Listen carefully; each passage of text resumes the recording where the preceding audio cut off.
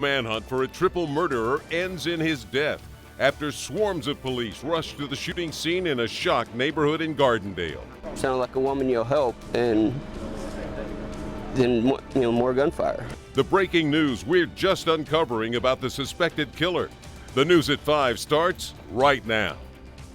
ABC 3340 News starts now with breaking news. And that breaking news is out of Escambia County, Florida. Our sister station there, WEAR, reporting less than an hour ago that the man wanted in Gardendale for that fatal triple shooting is now dead. Yes, we have learned within the past 30 minutes that Escambia County deputies say Kenneth Lever committed suicide at the Navy Federal Credit Union. We are working to get more information from Florida at this time, but we do know authorities have been tracking down Lever since this morning. ABC 3340's Lauren Walsh and Brian Pia are both in Gardendale this afternoon, where all of this started. Let's begin with Lauren and how this unfolded. Lauren? When Gardendale police arrived here at Peachtree Crossings this morning, they found the 3 victims on the ground already dead. Neighbors tell me they heard at least 10 gunshots go off. You can see where one of those bullets went through the family's home. We now know the identities of the victims. 50-year-old Dana Reeves Lever of Gardendale, 65-year-old Bonnie Reeves Foshee of Fultondale, and 69-year-old Don Austin Foshee of Fultondale. Police chief here in Gardendale, Mike Walker, calls this a domestic dispute, noting Lever's family ties to the victims. He would not comment on the motive. After the shootings, Walker says that Lever took off in a victim's car and then switched to at least 2 other cars before his death.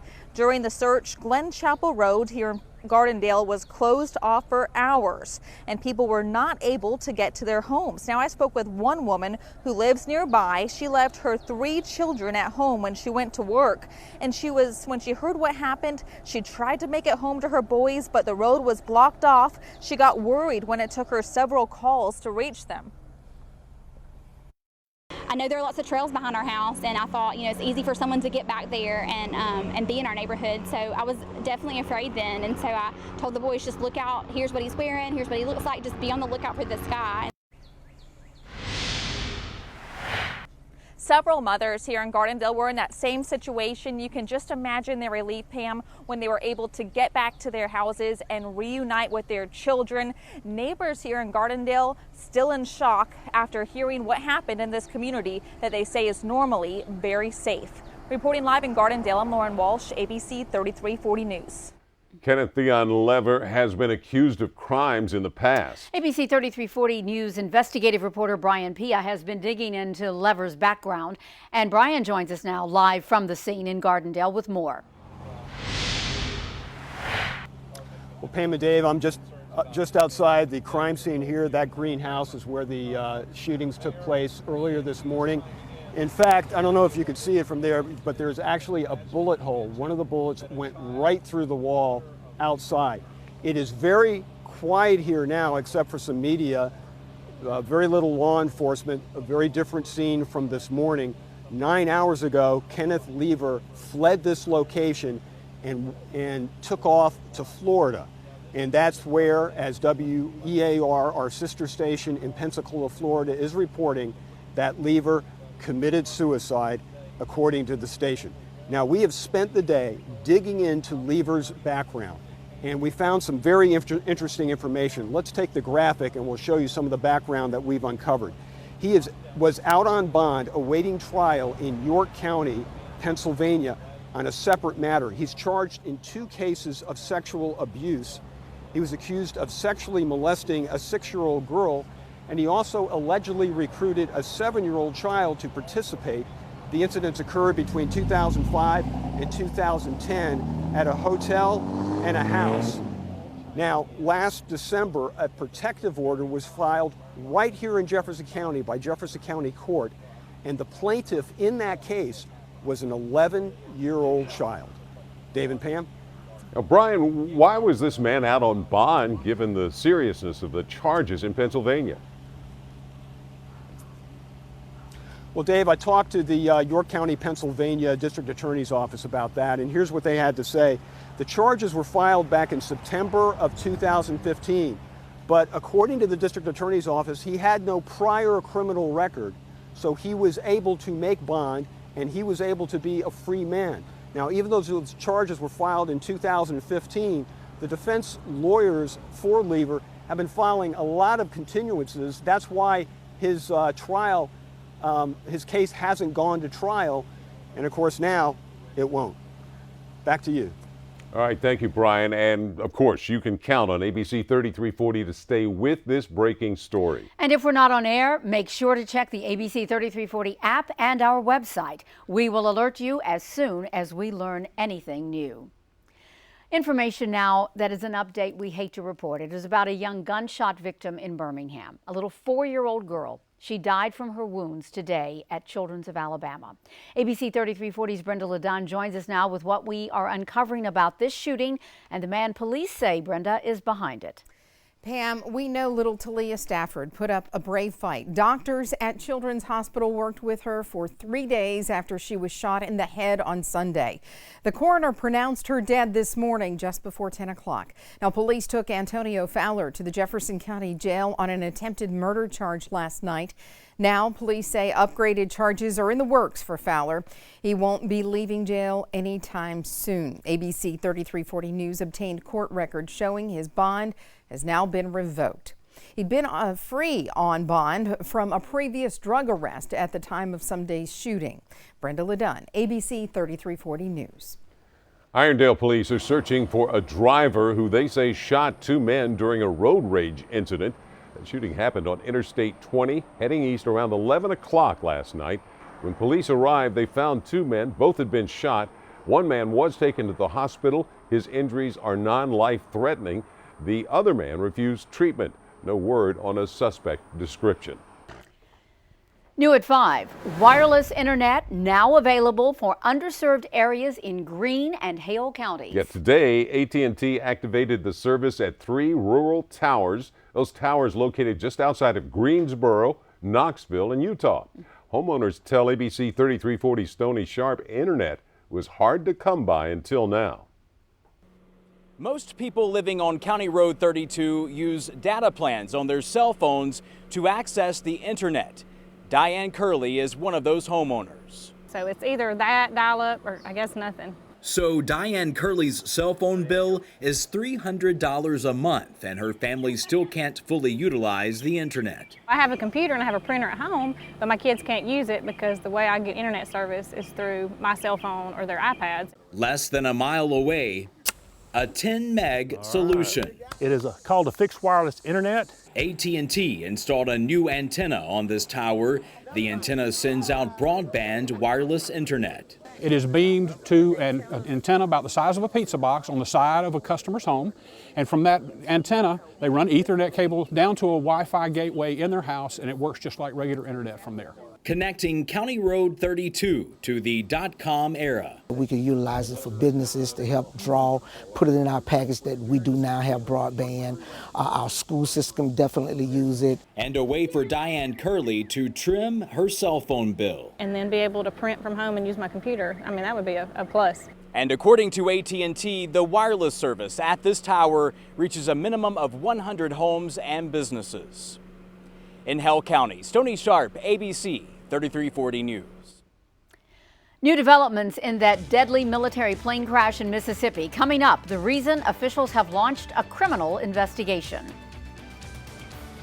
Sound like a woman you'll help. Today's triple homicide in Gardendale was an apparent case of domestic violence. Learn how you can protect yourself or a loved one from an abusive situation. Tonight on ABC 3340 News at 6.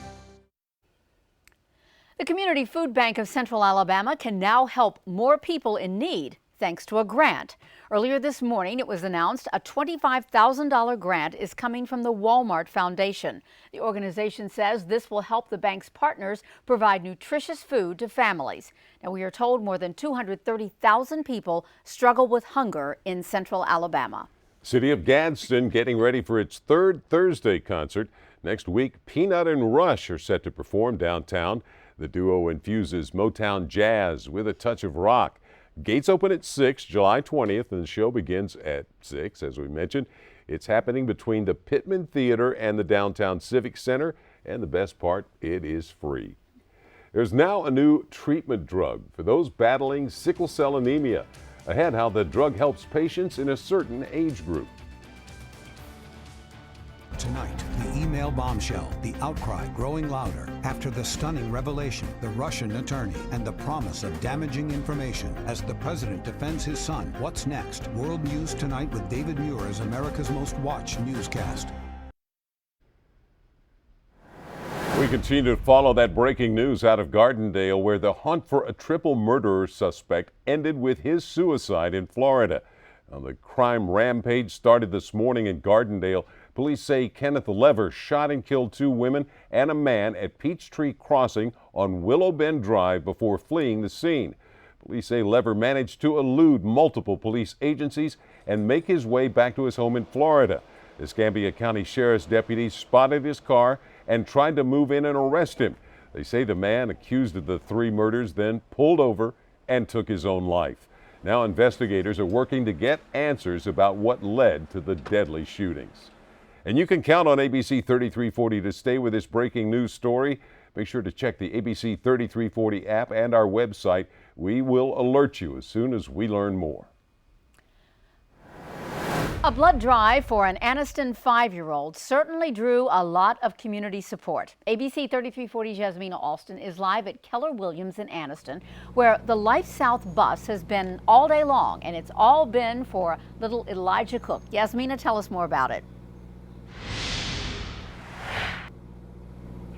Pam, that's right. 5-year-old Elijah Cook was diagnosed with sickle cell anemia at birth, but it's blood drives like this one here behind me that make a huge difference for kids like him. There have been good days and some not so easy for Elijah Cook, but Wednesday the 5-year-old was energetic enough to say exactly how he was feeling. Elijah has sickle cell anemia. Some days are definitely a lot easier than others. When we were in the hospital recently, I would say that was probably our hardest time because I've never seen my child in that much pain. Diagnosed at birth, he has been in and out of the hospital. Instead of your red blood cells being round and squishy, they're crescent moon shaped. His mom, Sharika Cook, says the list of symptoms can seem endless. Sickle cell crisis, pain crisis, you can have organ failure. The list goes on and on with sickle cell anemia. Though Elijah was smiling at a blood drive held in his honor, it can be challenging to explain to a child what exactly is going on. You just can't tell a 5-year-old, hey, sweetie, we're going to the doctor. I don't know what's going to happen. I don't know if we're going to stay. I don't know if they're going to give you a shot. I don't know if they're going to give you blood. I don't know what's going on. But as soon as I find out, I'll let you know. Cook says there are many things pushing them through this. Faith is what has helped us get through this the most, and having a strong support system. When he goes through a sickle cell crisis, that's a tough time for him as a 5-year-old. It's a tough time for me as his granddad because I don't love seeing him down.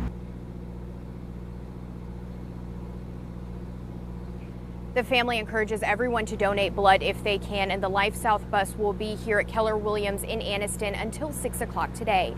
Live in Anniston, Yasmina Alston, ABC 3340 News. Just last week, the FDA did approve a new treatment for those with sickle cell disease.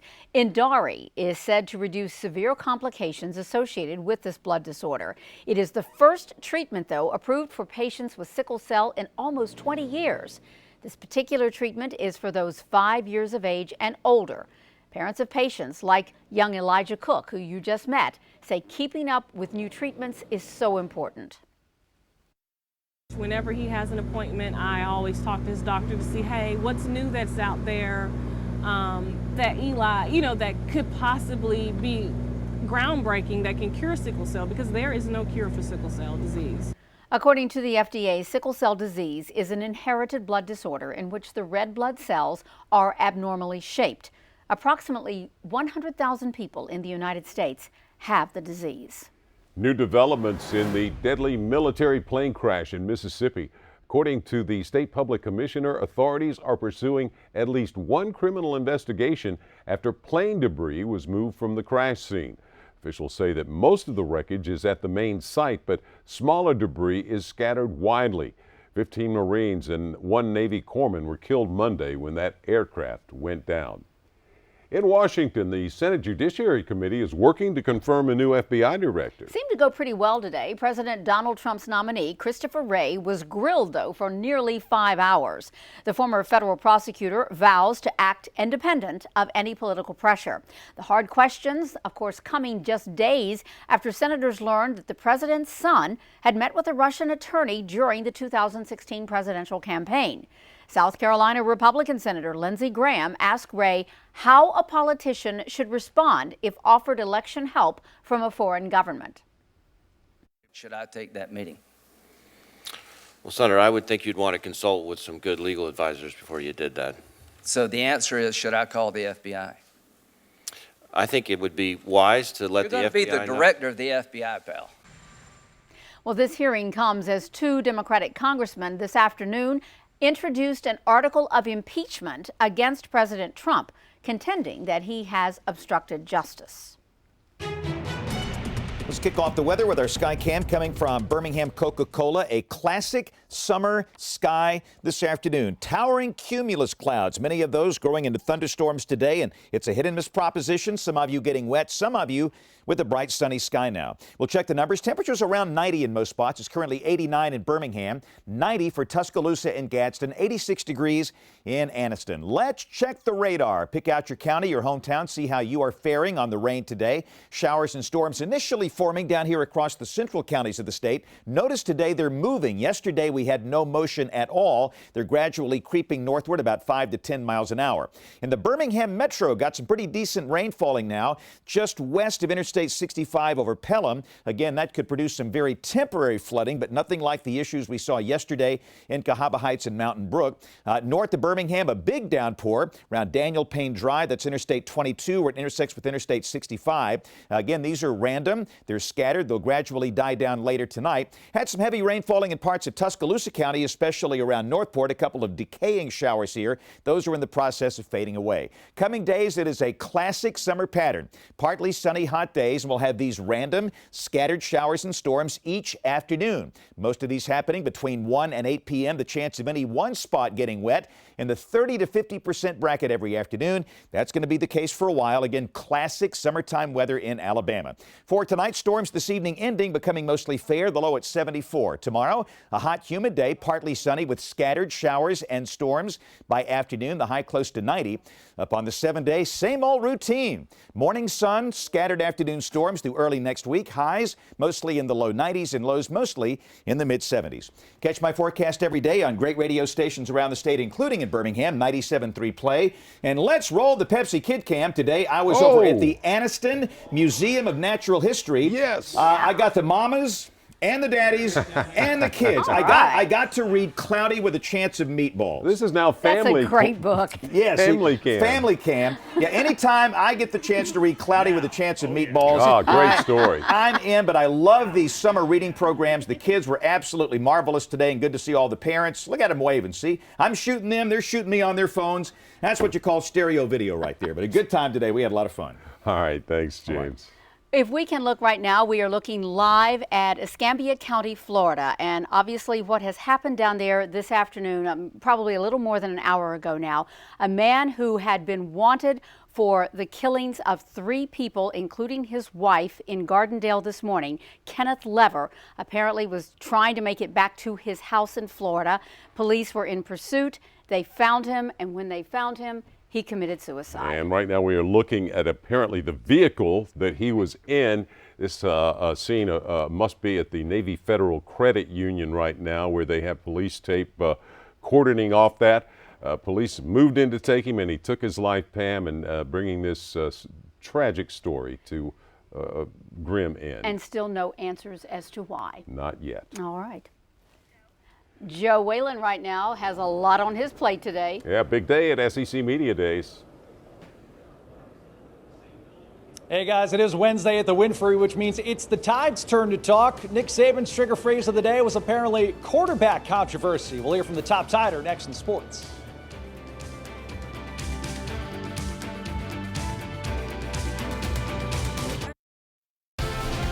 Now, the ABC 3340 Sports Desk with Joe Whalen.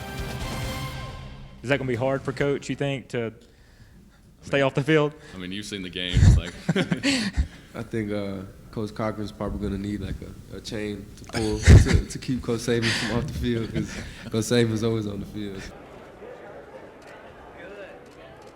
Well, Nick Saban, nothing if not fiery during games. His players, just like the rest of us, waiting to see how their head coach handles the new restrictive sideline rules this fall. Welcome in. It is a Wednesday at SEC Media Days, but more importantly, it's Alabama Day. Fans packed the downstairs lobby to see the Tide roll in and take their turn at the mic this morning.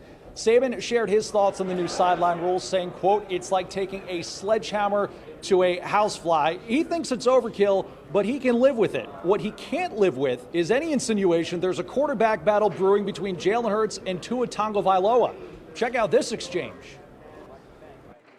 I don't know who's saying that. Yeah. All right, so it's like me saying somebody said it's going to have a hurricane outside today. Is that right or wrong? It's just, I just said it. So that means I created something that makes everybody panic and creates news and go out there and get people excited and interested and afraid. We're not going to tolerate people making stuff up, just to create interest. I was waiting for that one, man. That was like a hanging curveball.